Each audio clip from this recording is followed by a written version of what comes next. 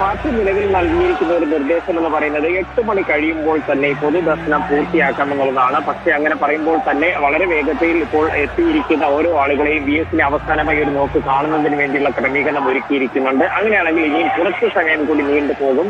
വളരെ വേഗത്തിലാണ് ദൃശ്യം കാണുന്നത്. വളരെ വേഗത്തിലാണ് ഇപ്പോൾ അവിടെ എത്തിയിരിക്കുന്ന ആളുകളെ VS-ന്റെ മൃതദേഹം കാണിച്ചതിന് ശേഷം വളരെ വേഗത്തിൽ ഇറക്കി വിട്ടുകൊണ്ടിരിക്കുന്നു. അപ്പോൾ ഇതിന് പുറത്ത് ആ മൃതദേഹം വഹിച്ചുകൊണ്ടുള്ള വാഹനം തയ്യാറായി കൊണ്ടുവരുന്നതിനുള്ള വാഹനം ഉൾപ്പെടെ തയ്യാറായി നിൽക്കുകയും ചെയ്തിട്ടുണ്ട്. എന്തായാലും വളരെ വേഗത്തിൽ തന്നെ പൂർത്തിയാക്കി. കാര്യം കാലാവസ്ഥ കൂടുതൽ പ്രതികൂലമായി കൊണ്ടിരിക്കുകയാണ്. അങ്ങനെയാണെന്നുണ്ടെങ്കിൽ അധികം സമയം, അതായത് കൂടുതൽ ഈ മഴയുടെ ഒരു കാഠിന്യം വർദ്ധിച്ചു വരുന്നത് കൊണ്ട് തന്നെയാണ് അത്തരത്തിലൊരു കാര്യം നോക്കുകയും ചെയ്യുന്നത്.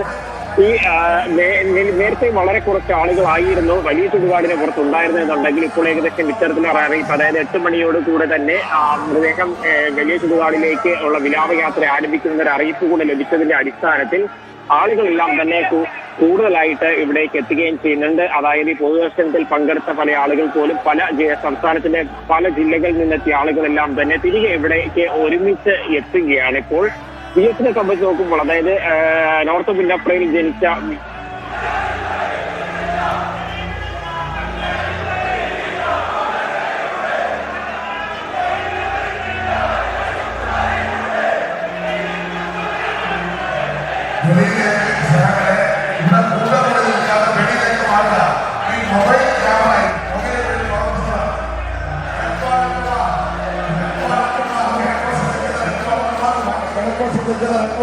വഴി ഒരുക്കി കൊടുക്കുക.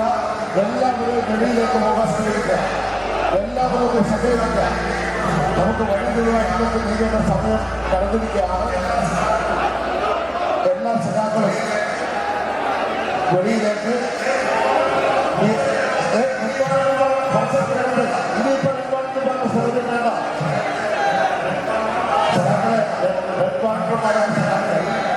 മറ്റുള്ള ആൾക്കാർ വെളിയിലേക്ക് കൊണ്ടുപോകുന്നത് സഹായിക്കുക. നമുക്കിത് ഔദ്യോഗികമായി ചില ചടങ്ങുകളുണ്ട്. അത് നിർവഹിച്ചതിന് ശേഷം വേണം വലിയ വിവാഹത്തിന്